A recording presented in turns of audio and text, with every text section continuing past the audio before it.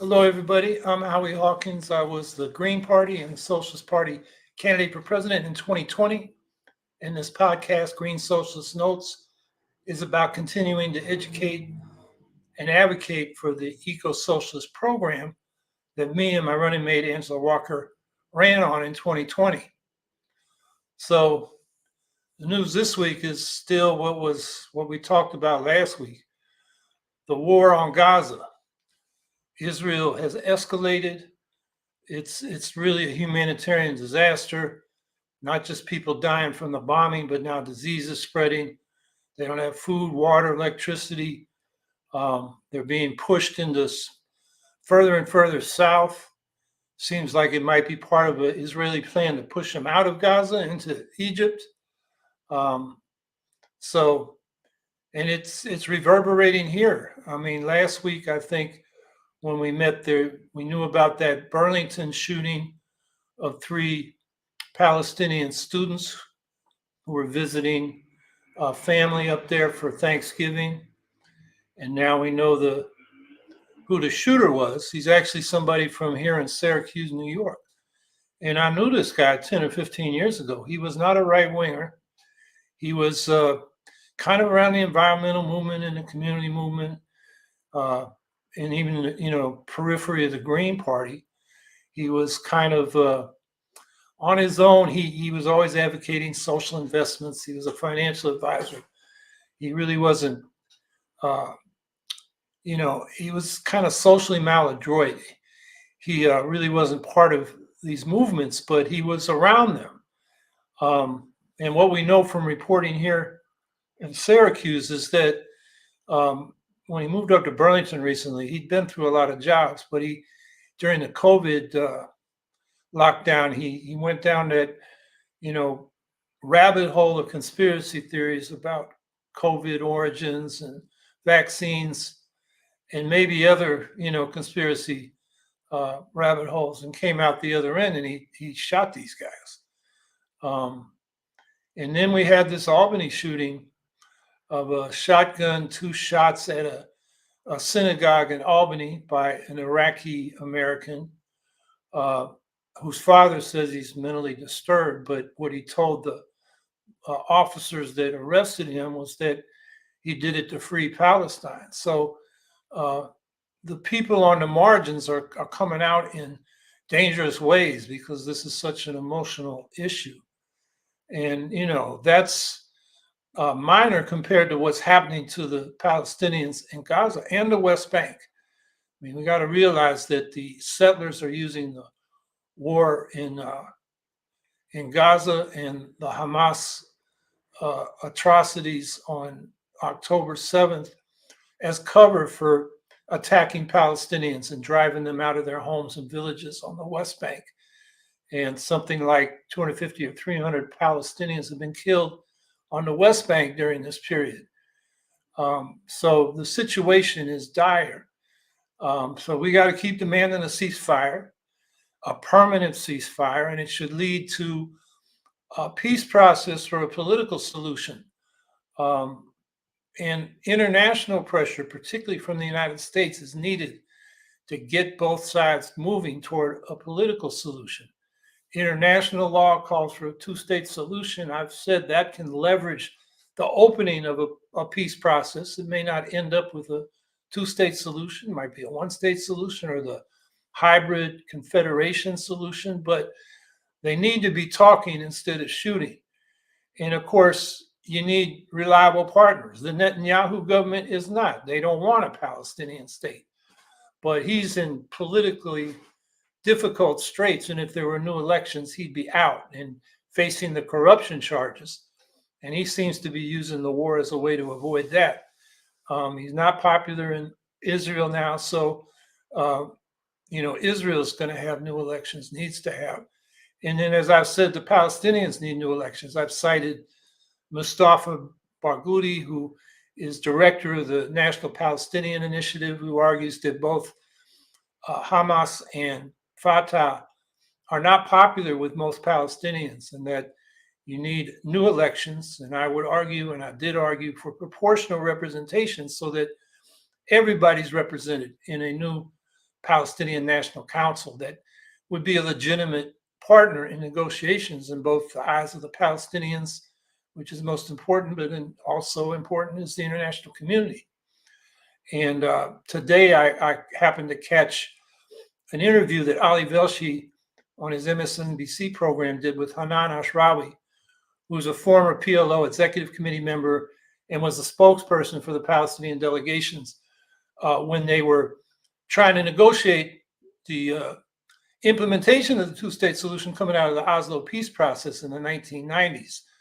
Now, she left the PLO about 4 years ago, but what she said today, and I looked this up, she said it a month ago in a previous interview with Ali Velshi, is that they need free and fair elections for the Palestinians. And, the Americans have blocked those elections. She pointed that out, which I've also pointed out, because they're afraid of who might win. They're worried about Hamas, but also probably people like Mustafa Barghouti, who's on the left. She said elections are part of the resistance. In other words, that's how the Palestinians get themselves organized. She herself ran in the 2006 legislative elections for the Palestinian Authority, and she, recounted how she was detained by Israeli authorities during her election campaign for a whole day. And that's just to speak to how it's hard for the Palestinians to even have an election without Israel interfering. And she also noted that, there was a possibility at that time.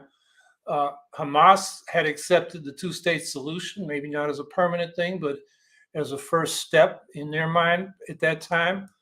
And the PLO, long ago recognized Israel, but Israel has never recognized Palestine or the Palestinian Authority. And what we have now is Israel's trying to expel or kill all the Palestinians. That's the policy of the Netanyahu government and his right-wing partners. So, it's up to the U.S. and the West in particular to stop Israel's assaults and begin to enforce international law. I mean, just yesterday, the U.S. vetoed a resolution for an immediate ceasefire that the Secretary General of the UN called for. And, some of the reporting, and I saw this in Haaretz, the liberal Israeli newspaper today, saying that Israeli leaders like Netanyahu are worried that next time the U.S. may not veto, which would be a real change. So I think that's saying that all the protests that we've been doing here and around the world, the U.S. government's hearing that because they are losing all diplomatic leverage or positive relations around the world because of their support for Israel's genocidal war in Gaza. So, that's to say we got to keep up the pressure. Write your members of Congress, write them again if you already wrote once. Write to Biden, get out on the streets for these demonstrations. And I think, we're making a difference and we've got to. So the other big thing going on this week is COP28, the UN's climate summit. And the U.S. is blocking a full commitment to full fossil fuel phase out, which is the big debate now in the last few days of COP28. And what John Kerry, Biden's climate envoy, said this week is that the U.S., quote unquote, largely supports a phase out, but wants to leave room for some fossil fuel burning with carbon capture and sequestration, which is a dubious technology, hasn't been proven to work. And what it does is keep the door open for burning fossil fuels. Kerry cited things like cement and steel making, which doesn't require fossil fuels. The industrial heat processes required for cement and steel making and some other industries can be done with clean green hydrogen. And Kerry must know that. But that's the U.S. pandering to the big oil interests. And then another big thing is OPEC sent out a letter absolutely opposing language in the, what they say about fossil fuels, opposing phase out. And of course, that represents the petrostates. But the protests, to the extent they've been able to have them in this, cordoned off area, have been for that phase out, complete phase out of fossil fuels, commitments by the countries to phase them out within a time certain, and also for a ceasefire in Gaza. And they're saying you can't have climate change without recognizing human rights, because the human right to survive is what's at stake in this whole climate change thing. But the petrostates are a real obstacle, including the U.S. But another leader of a petrostate, Vladimir Putin, went to the UAE while these COP28 talks are going on. But he didn't go there. He went to meet with the Gulf petrostates. And Putin has long been a climate change denier. He was cutting more deals to sell fossil fuels. And also on the sidelines, thousands of fossil fuel executives are making deals. And the host of this conference, COP28, is Sultan Al Jaber, who's the CEO of the United Arab Emirates Oil and Gas Corporation. And they just decided that the next COP29 will be in the petrostate of Azerbaijan. Now, Azerbaijan just ethnically cleansed over 100,000 Armenians out of Nagorno-Karabakh, which those Armenians called the Republic of Artsakh, which was autonomously governed by Armenians within the larger Azerbaijani state. And internationally, they were recognized as part of Azerbaijan, but Azerbaijan wants the Armenians out. There's been ethnic conflict for them for a long time, but the Armenians have lived in this region of what is now Azerbaijan for 2,500 years, since the 7th century BC. And Russia had troops there to protect the Armenians, but for geopolitical reasons, they switched sides and they let the Azerbaijanis just push all those Armenians out of their homeland, which is another case of occupation and colonialism that we need to be speaking about. There's more than just Ukraine and Palestine. There's Western Sahara, there's West Papua, there's Kashmir. There's a whole lot of them that the imperialists of the world are still doing, and we've got to oppose them all. But for what's coming out of COP28 is a farce. If Putin and the oil executives can be making oil deals on the sidelines right there in Doha while the COP28 is going on, it just shows what a farce this process is. I'd like to draw your attention to another appeal from Svetlana Romanko, who we've had on this podcast.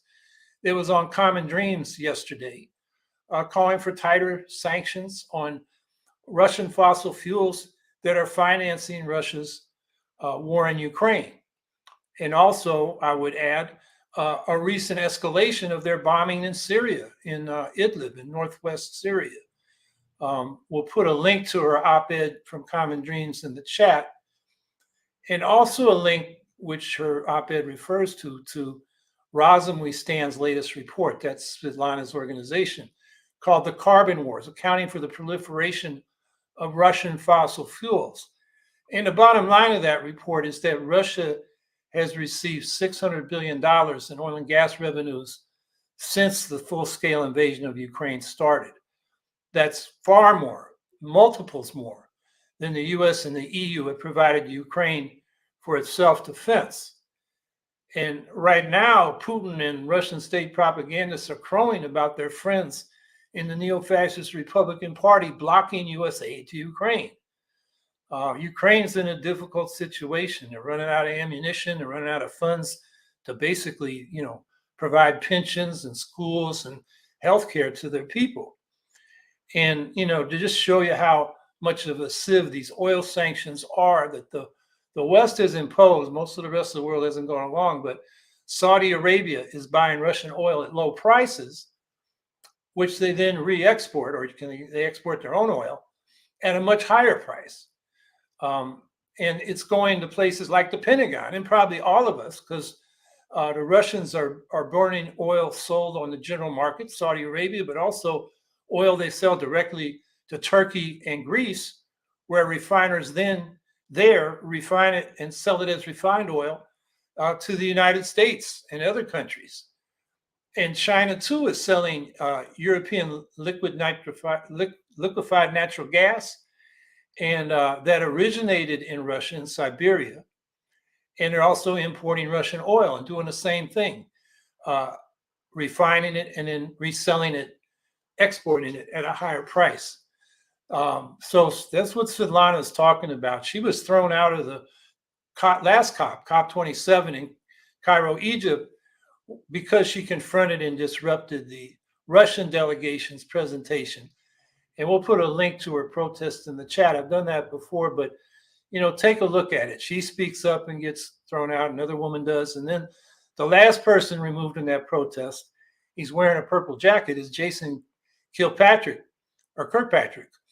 who was a Green City councilor in Arcata, California, vice mayor when we had the first majority Green City Council in the United States.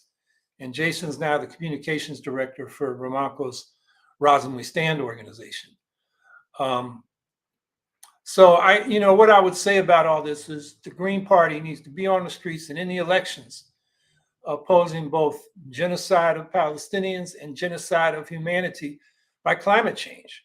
And of course, we have many other issues, like how about healthcare, Medicare for all, preferably as a national health service, or a real Green New Deal, or taxing the rich, or cutting the military budget.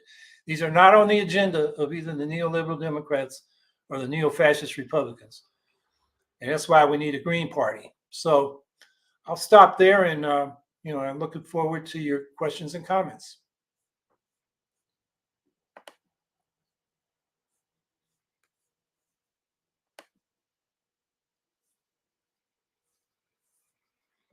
Beatty Dimmitt, is Russia developing the offshore oil fuel resources by Crimea?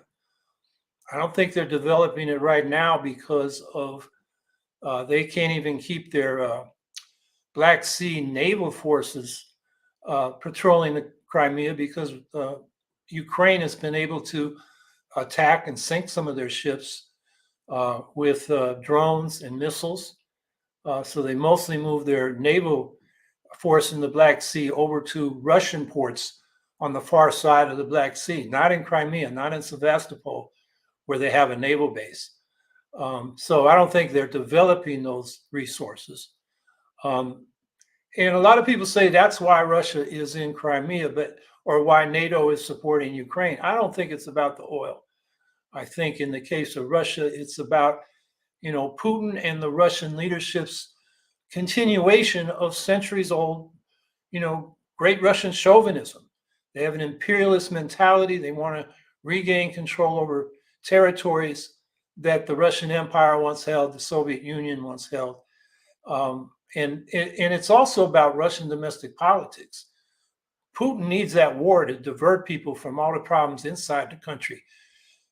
Tremendous poverty and economic inequality, corruption, and the kind of things that led to mass demonstrations against election rigging around 2011, 2012, again in 2019, and also the protests led by Navalny against both corruption and phony elections. So, there's a lot of domestic dissent. It's hard because of the high degree of repression. I mean, there are now 20,000 people in prison because they protested the war in Ukraine in the mildest of ways.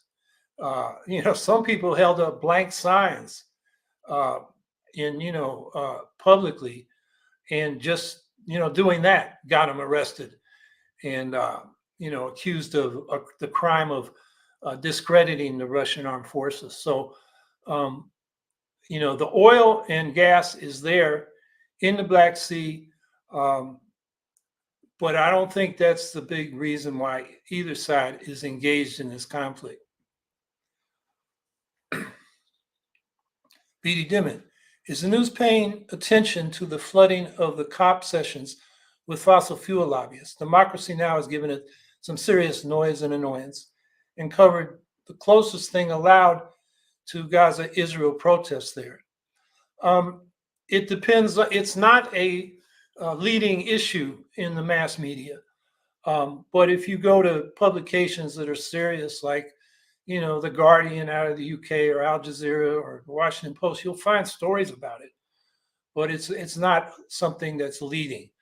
Um, and, that's the problem. Democracy Now! Has given it, has highlighted it, and I applaud them for that.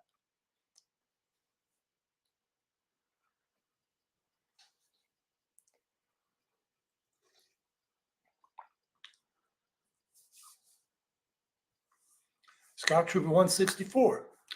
The fact that the Republicans are refusing to give aid until the border is resolved is both understandable and effing dumb, especially with Lindsey Graham having an arrest warrant from Russia. I didn't know about that arrest warrant, but Lindsey Graham is a dummy. I mean, I think, just tune out what he says or laugh at it. But the Republicans, yeah, they, and some of them, they don't want to give aid to Ukraine. Most of them do at this point. Probably a narrow majority of Republicans plus almost all the Democrats means that if they ever get to a vote, if it was a straight up vote on aid to Ukraine, it would pass in the House and the Senate. And of course, Biden would sign it. Linked to Israeli aid, then it becomes a problem for some of the people that want to stop this war and want to stop giving aid to Israel. And then the border reforms that the Republicans are advocating are just inhumane and cruel. And, but the problem is the Democrats don't take those things head on. Biden right now is going to give ground on the border policies, on the immigration policies, in order to get support for the aid to Ukraine and Israel. So, if I was in the House and voting, or the Senate and voting on this, I mean, I'd probably vote for it because Ukraine needs it for its survival. And Israel has enough weapons that, if the U.S. sends them more, it's like, bouncing the rubble. And the border policy is terrible. It's a tough choice, but, to deny the Ukrainians aid as they're running out of ammunition and as they're running out of money is just, Russia's just going to roll right over the Ukrainians if they can't fight back. So that's a tough question. And what's going on? And it's a result of this two-party system where the Republicans are intransigent, they're right wing, and the neoliberal Democrats, instead of fighting them, discrediting them, defeating them, are trying to compromise with them. I mean, Biden's still talking about we need bipartisan solutions with the party that tried to overthrow his election. So we just have a terrible situation in Congress. And, what we got to be doing is, protesting, writing letters, writing op-eds, and, trying to, lay the basis for a new Congress at some point that is, really promoting human rights around the world and meeting the people's needs at home. And we're far from that right now. And the Republicans, they don't care about anybody or really doing anything. They particularly their right wing seems to just revel in saying outrageous things and getting covered in the media for being outrageous.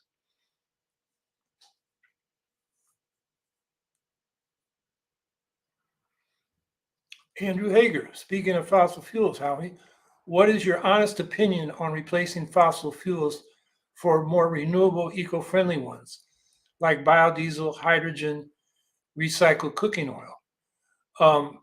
Well, I'm very optimistic. The technology is there, and it's not biodiesel and recycled cooking oil.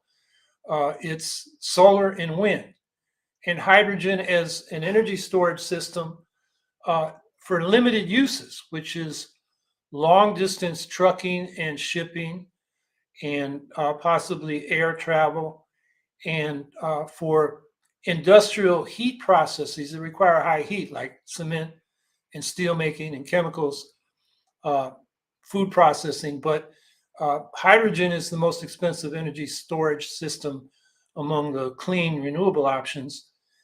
Compressed air, stored water in in a dam where it's pumped into the dam and then comes down to spin a generator to produce electricity.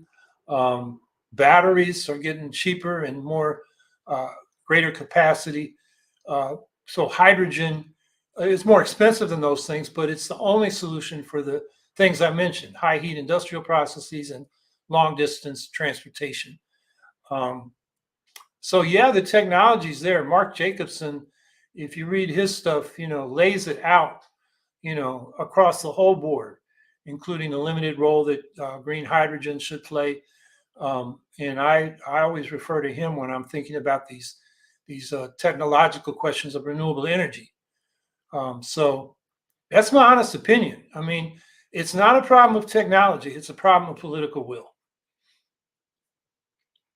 And I would add that if we had the political will, it would have to be an eco-socialist solution. We've got to have public ownership of the big energy companies, the oil and gas industry, the big transportation companies, or at least a public transportation company to build out our rail systems and our mass transit systems, and some of the big industries that rely on high heat industrial processes like steel making.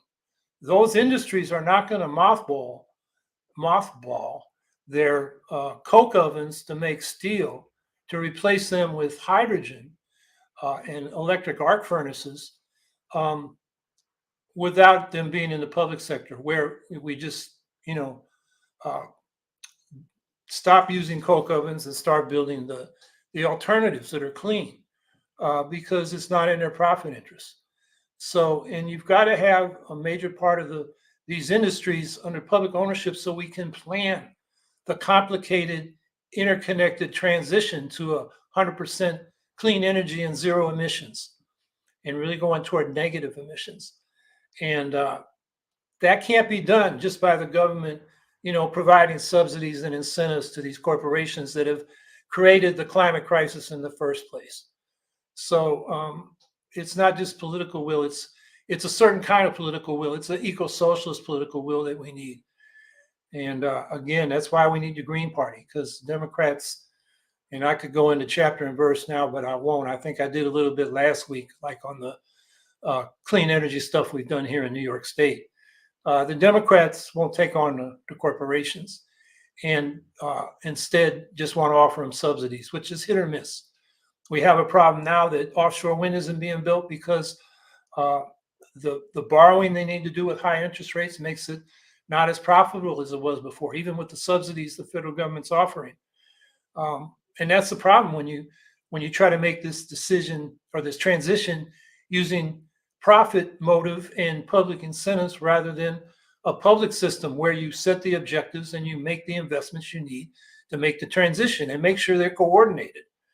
If you're going to build out a rapid transit system in all the cities, that's a good opportunity to make walkable communities and do that with public housing near the hubs of this transit system. So that needs to be coordinated. It's not the private industry and the market is just not going to do that. So that's why I say we need an eco-socialist political will to implement these technologies for a clean energy system that are already here.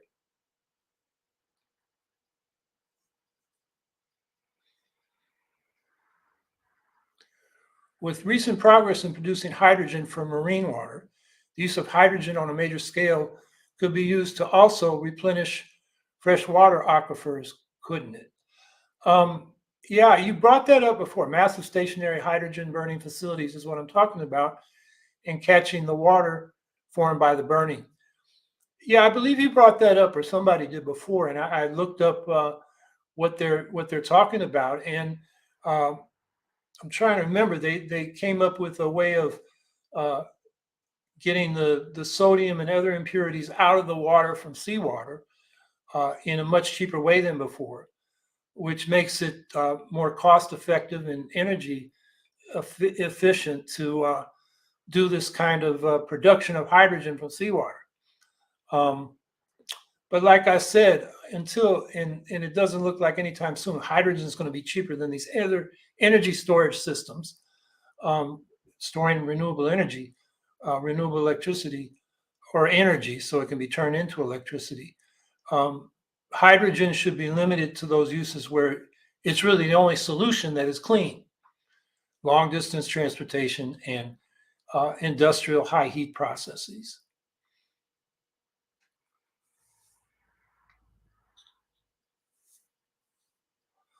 BD Dimmitt, shouldn't a positive solution in Gaza involve flooding the region with renewable energy tech to make the offshore gas fields less of an issue?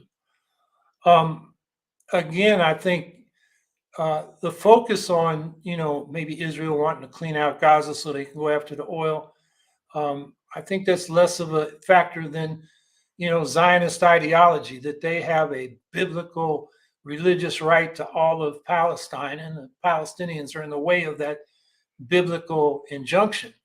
I mean, that's what you're getting from the right wing religious part of the coalition behind Netanyahu, who himself, has been for, against the Palestinian state and just keeping the Palestinians oppressed or expelled.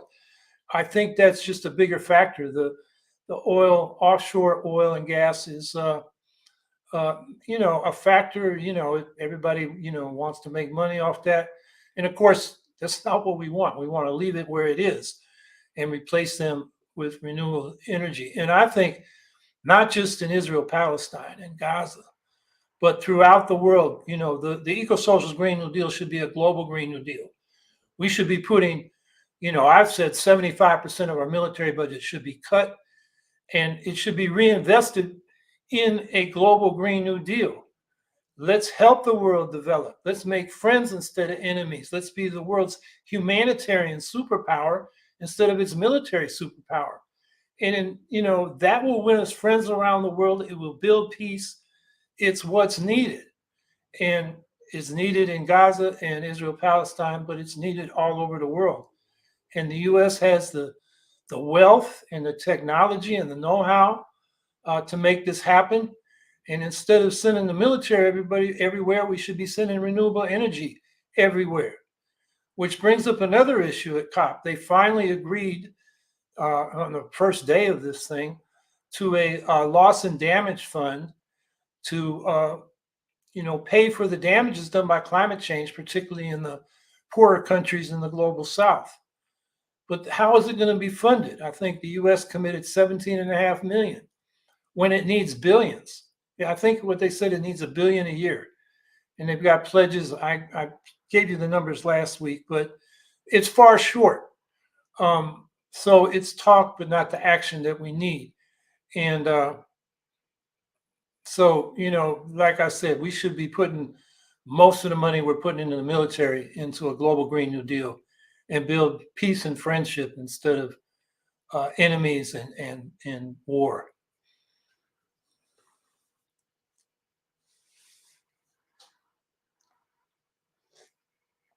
Dems already think they're the humanitarian superpower. Laugh out loud. Biden getting in the way of a ceasefire is Dems at their most quote unquote humanitarian. Yeah, they always put that, humanitarian cover on aggression. They say they're defending Israel and ignore that they're killing Palestinians. Putin does the same thing. He's intervening in Ukraine to protect or to stop the so-called genocide of Russian speakers in Ukraine, which never happened. You know, Hitler went into Sudetenland to protect the Germans in Czechoslovakia.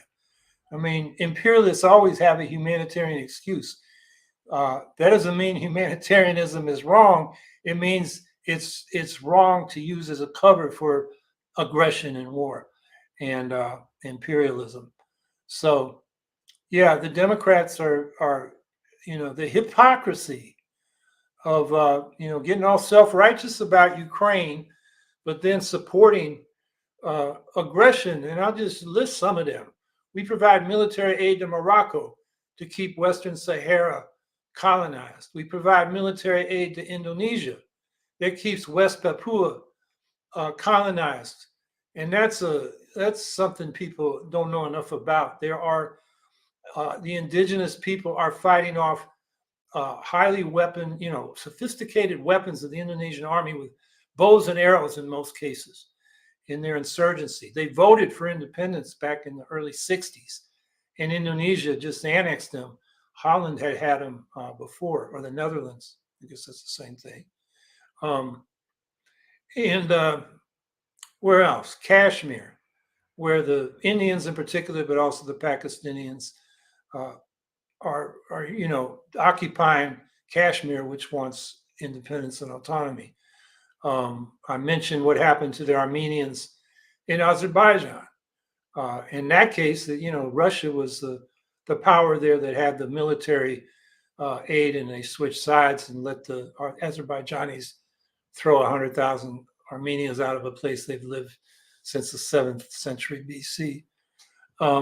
So there are a lot of these situations, and the Democrats get all self-righteous about Ukraine, and then Israel ignoring what it's doing to Palestine and ignoring all these other cases. I'll mention one more. The military aid we provide to the Rwandan regime, which backs the M23 militia and sometimes sends its own forces into the eastern part of the Democratic Republic of Congo, where there's a civil war going on for who will control those mineral resources, a lot of which are rare earth minerals needed for renewable energy. And where are the Democrats on that? 6 million people have died in that civil war over the last 30 years, and hardly anybody knows about it. So yeah, the Democrats' hypocrisy stinks to high heaven, no doubt.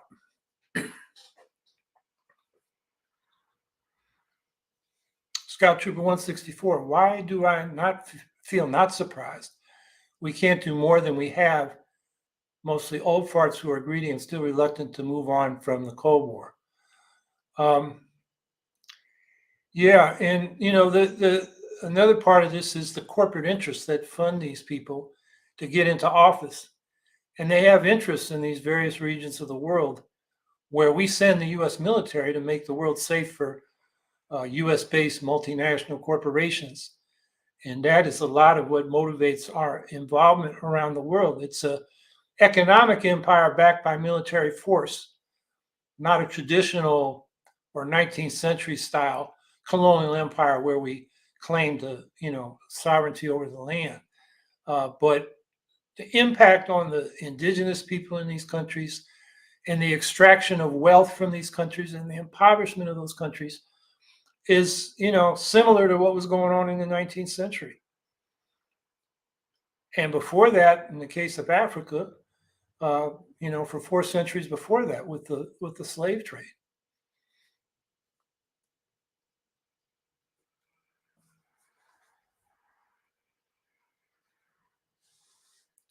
Via email, did you watch the latest GOP debate? No, I had more important things to do than watch a comedy show. And I've heard some little snippets about it, but I didn't, because I don't think they have anything relevant in terms of policy or anything I would learn from them. So what the commentary I have seen says it's a debate to see who's going to be the second place finisher to Trump. And maybe that lays the basis for a future campaign or being the vice presidential candidate. I guess they all say they'll support Trump if he's a nominee, except Chris Christie. So yeah, I didn't watch it. I don't know if I missed something I should have, but I didn't watch it.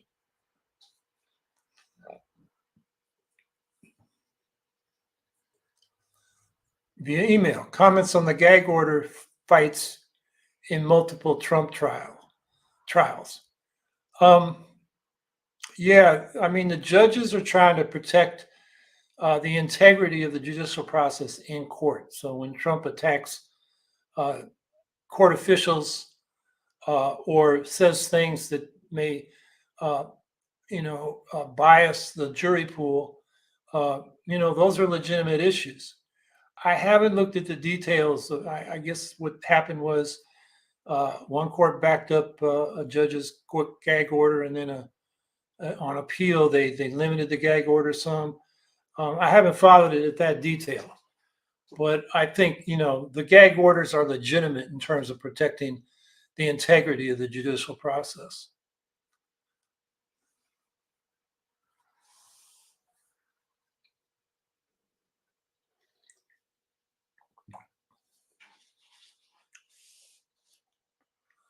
P.D. Dimmitt, since Dr. Stein's last POTUS run, Amy Goodman and company seem to have little inclination to go any further to the left than Democrats do, despite her participation in Stein's effort to offer some semblance of a debate response. And I think that was 2012, not 2016. Maybe I'm wrong. And perhaps the camaraderie of having each earned an arrest warrant over Standing Rock support. Democracy Now! Went through the intervening years in seeming support for the mythos that AOC came up with the Green New Deal, now broadcasting from Dubai and the COP sessions. I see a ... Is there a second part to that? Well, yeah, I think Amy Goodman is pandering to our audience to some extent because the dominant theme on the progressive side of the political spectrum since Trump won the 2016 election is that the Democrats got to be supported. That's why I didn't get a second of FaceTime with Democracy Now! When I ran in 2020. The only coverage was when we hired a Republican lawyer in our ballot access fight in Wisconsin, who we hired because we couldn't get any Democrats or progressives. They all ran from us. And she, put out, it was just a little news report, but it cast a negative light on us. And it was at the same time that Rachel Maddow on her show on MSNBC said that we were a Republican op. And, just repeating Clintonite talking points about the Greens. So now I believe Amy Goodman did have Cornel West on. And I would not be surprised if she doesn't have Jill Stein on because the dynamic is very different this time. There's so much discussed with Genocide Joe, particularly after what's happened in Gaza, but also before. The Democrats had both houses. They couldn't get the Voting Rights Act restoration passed. They couldn't get the labor law reform, the PRO Act, Protect the Right to Organize bill passed. They couldn't get the codification of Roe v. Wade to protect abortion rights passed, all because they wouldn't go after the filibuster. And, Biden was in the lead on that. So there's been a lot of disillusionment. And that's why I think there's so much interest. The polls are showing it in candidates alternative to the Democrats and Republicans. Robert Kennedy gets a lot of support just because he's not a Democrat or Republican. I think as people find out more where he stands on issues like Israel or vaccines, he's going to lose a lot of support. He's kind of out there on the margins of reality. Cornel West and Jill Stein, I think, they're legitimate progressive alternatives. And as I think I may have said here before, Jill's open to bringing Cornel back in onto the ticket because he's not going to get on a ballot. He doesn't have the money to do all the petitioning he needs to do. And when he finds that out, maybe he'll be willing to come back to the Green ticket. And, a Stein-West ticket would certainly get a lot of attention. And I think not just from the voting public, but from the media, the mass media and the progressive media like Democracy Now! Very different dynamic than in 2020 when anybody but Trump, the only time I got covered is when some progressive group wrote an open letter telling people why they should vote for Biden and not me. That was a very tough year, just given the overall dynamic. It's different this time. So I'm hopeful that Democracy Now! Will cover Jill Stein's campaign this time. And if they don't, shame on them. But I'm hopeful they will.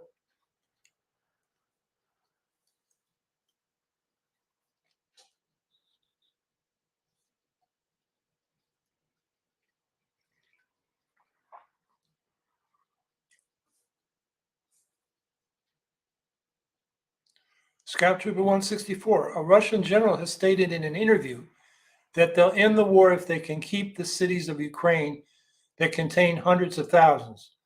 That's not fair to these citizens. Yeah, that's like Netanyahu saying they'll end the war when they take all the land where the Palestinians are densely populated, and let a few Bedouins live in the desert. Is basically what the general's saying about Ukraine. Um, yeah, the people, including progressive peace groups like Cold Pink, who think if we get a ceasefire uh, and negotiations, the Russians are going to stop. Uh, they or no, what they say is let's cut off arms to Ukraine, and then we'll get to a ceasefire and negotiations. If arms are cut off to Ukraine, the Russians will see their opportunity to seize more land.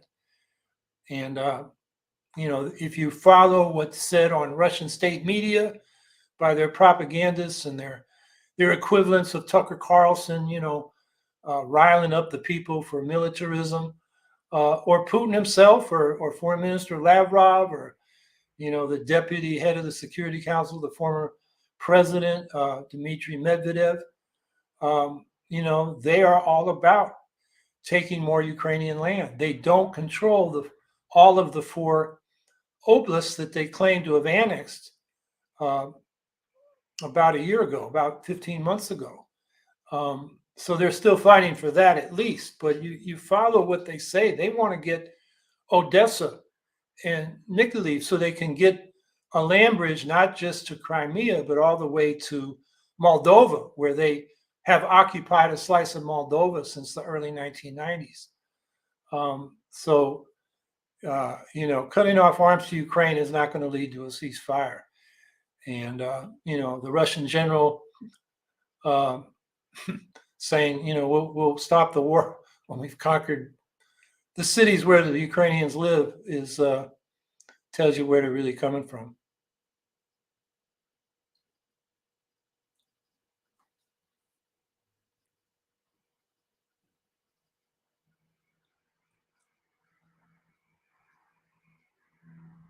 Beatty Dimmitt, if a green POTUS run this cycle should break the 5% tape, RFK's campaign would make the benefits more significant, wouldn't it?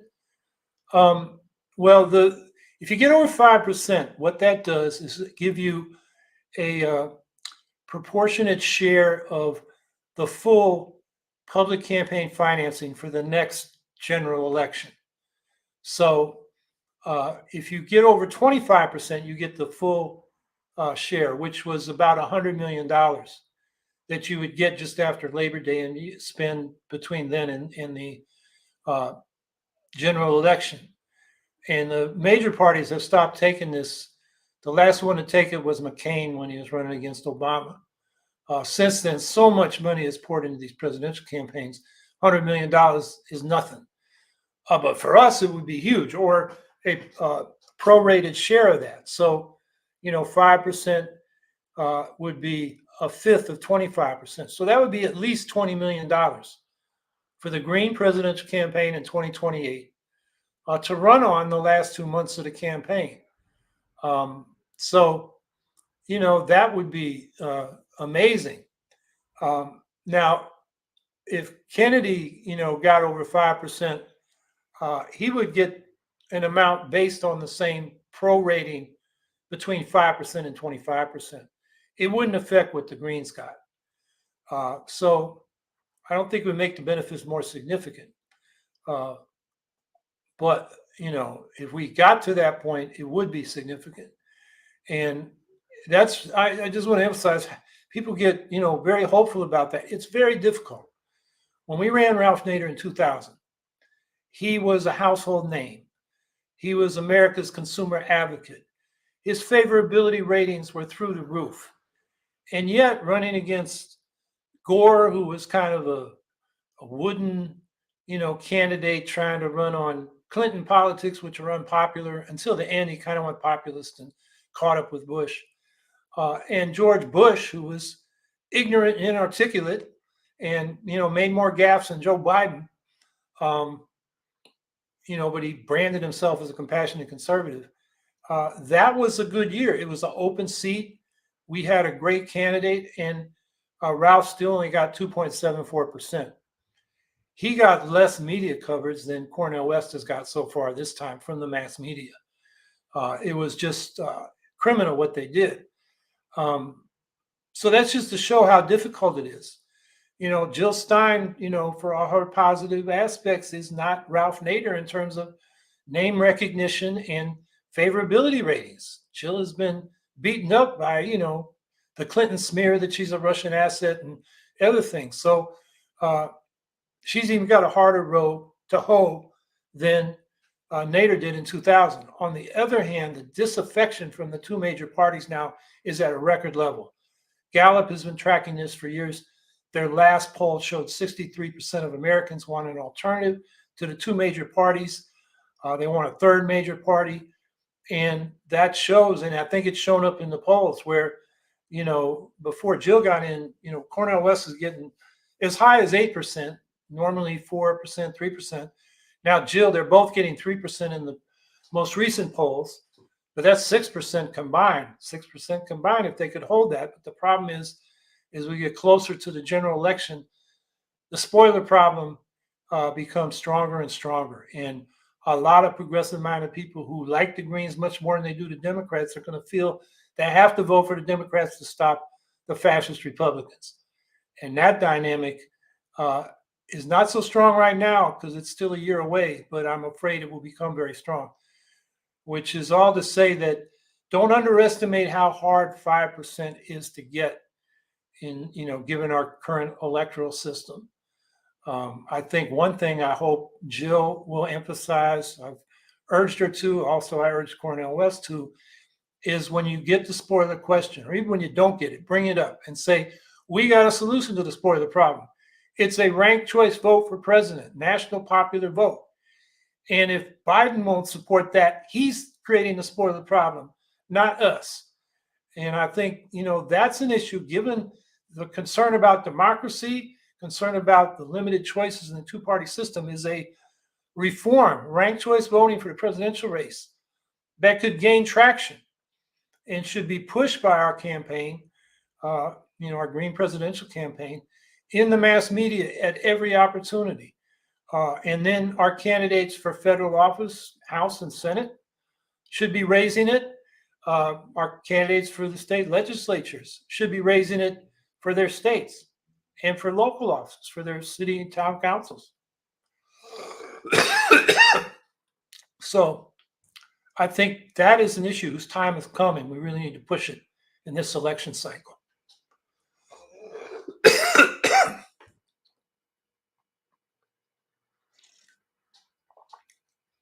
Violent Content Boutique. What do we need to do to get ranked choice voting on the national ballot? Well, we can't do it because we don't have national initiative and referendum. But we can do it by getting it into the presidential race and making a vote for the presidential candidate, a vote of who's supporting it and who's not.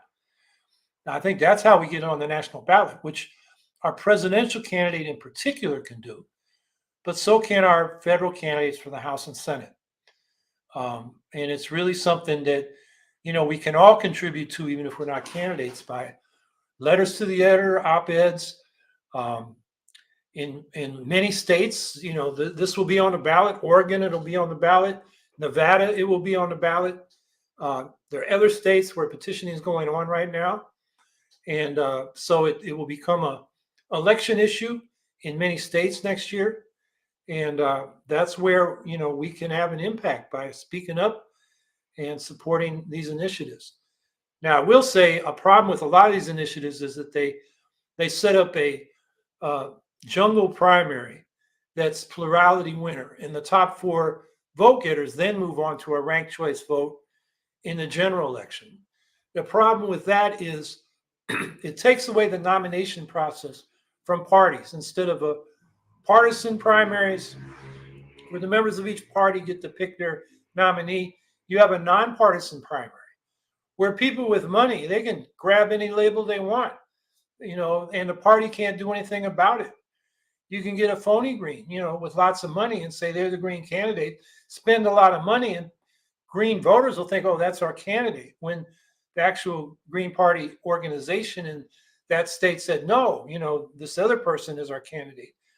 but we don't have the resources that some of these multimillionaires and billionaires have to promote themselves. That's the problem with the top four, uh, you know, combined with ranked choice voting. So I've been planning to write an op-ed, ranked choice voting, yes, top four, no. And hopefully I'll get to that pretty soon. But unfortunately, these propositions, because there's a lot of money behind these nonpartisan primaries, because they do destroy parties. And the left, if it's going to be significant, has to be organized and have principles and hopefully do so it's got resources and it has a membership, not just voluntary donations that, you know, every level of the party's competing with the other levels and every candidate running for office, they're all asking for donations. It would be much better if we just paid dues to the national, we shared it with the states and locals, and then, the candidates would still be raising their own money, but there wouldn't be as much competition for the Green Party money. And that's why, I've called for a mass membership party, uh, which has been the traditional form that left parties have taken. That's the way they can be organized and financed to compete with the top-down parties funded by elites, which is what we've got with the Democrats and Republicans, is what conservative parties in Europe have traditionally been. And unfortunately, the Green Party adopted that model for its structure.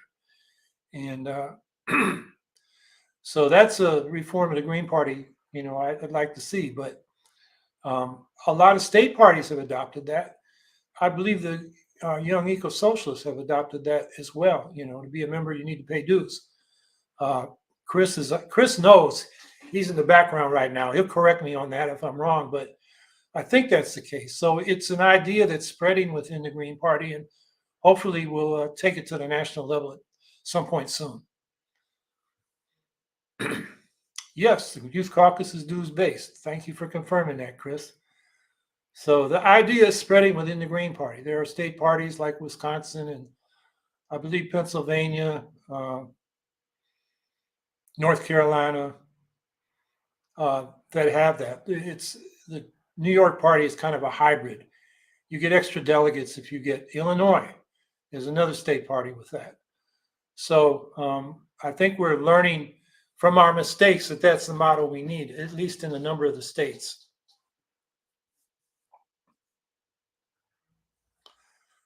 We need critical thinking. Is proportional voting better than ranked choice voting? Yeah, proportional representation for legislative bodies is better than ranked choice voting for single member districts. You can have proportional ranked choice voting by having multi-member districts where you rank your choices, and the people elected are elected in proportion to the votes each party's candidates get. There are other ways of doing proportional representation. There are party list systems where you vote for the party and there's a list of the candidates that are on the party list. That's common in many countries. You can have a system where you can, pick candidates from different parties and rank them. The system I like the best, but I think it'd be hard to implement in the United States because we have too many state jurisdictions, is what they call mixed member proportional representation. This is what they use in Germany. It's what they use in New Zealand. So they have district elections for half the seats of the legislature, and then they have a party list. And the party list vote determines the proportion each party should get. So if your party doesn't win district elections because they're a minor party, but wins, say, 15% of the party list vote, there will be candidates on the party list added to those elected to the legislature. So you get overall proportionality, but you also get district representatives who can focus on your district's concerns. And ideally, and I don't know anybody who's done this yet, those district elections should be ranked choice voting. So I'm going into the weeds on that, but basically, proportional voting can be used as ranked choice voting for legislative bodies. So they're not counterposed. What we're really talking about is ranked choice voting for executive offices, which are single seats, and proportional ranked choice voting for legislative bodies. So they're both ranked choice voting, but in the legislative bodies, you end up with proportional representation. And I would recommend going to fairvote.org if you want to understand how these different systems work. They have a lot of good material there and clear explanations.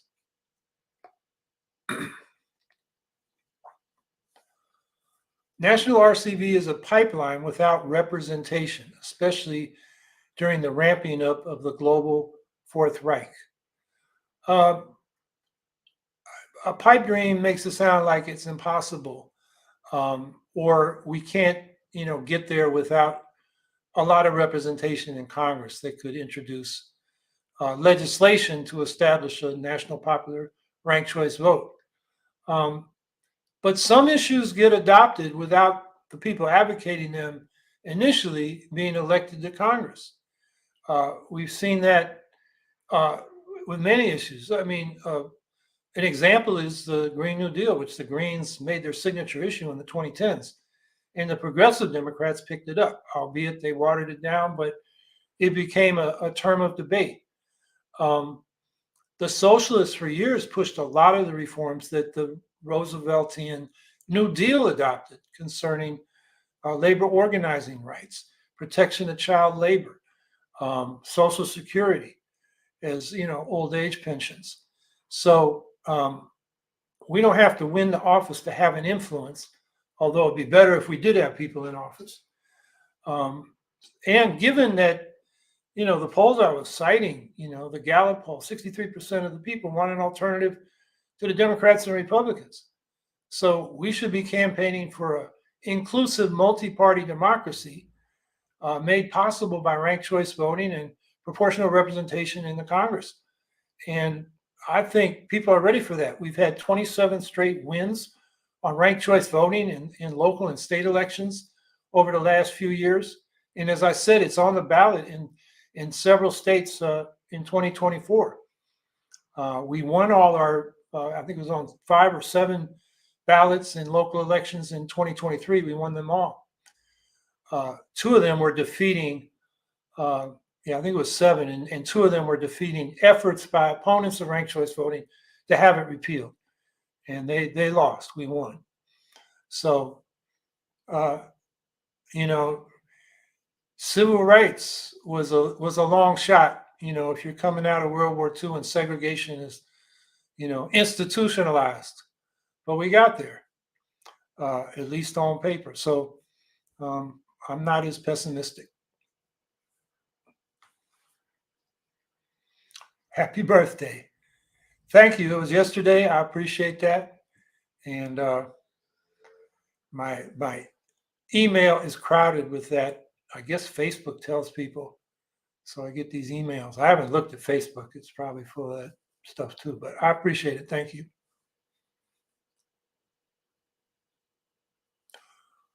Wow. I looked at the clock 20 minutes ago. It seemed like 1 minute ago. Well, like I said at the beginning, we got to step up and be active. We're not getting help at COP28 on the climate crisis. We're not getting help, or we've got this, disaster going on in Gaza and Israel, Palestine. We're not getting help from the Democrats, although I think we're beginning to push them a little bit. And so I guess I'm just exhorting you to get out there. Don't be discouraged. We do make a difference. We don't even have to win office to make a difference. I've often pointed out that after I got 5% of the vote against Andrew Cuomo in 2014, and he wanted to run up the vote, get more than his daddy ever got more than he got in 2010, and he got less. He had to take account of that 5% of the vote we got. And he made some changes. We got the $15 minimum wage. We got a ban on fracking. We got paid family leave. Not exactly as we wanted it. We would have had stronger implementation of those programs, but he had to move because he had to compete with our vote. He couldn't take it for granted.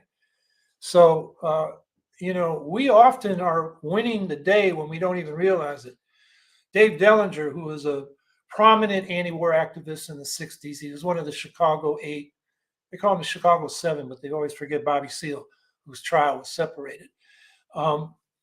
He wrote a book called More Power Than We Know about 1974. You can probably still find it, a used version online. And he talks about how, a lot of the, student radicals, they went into crazy things like Weatherman, that they just gave up on the American people, when in fact, we'd already won the people over to an anti-war position. And we know from subsequent research by, journalists, including Seymour Hersh in his book about Kissinger, that Nixon and Kissinger realized that they couldn't use their secret plan to end the war in Vietnam, which was tactical nuclear weapons, or at least intimidating North Vietnam into capitulating.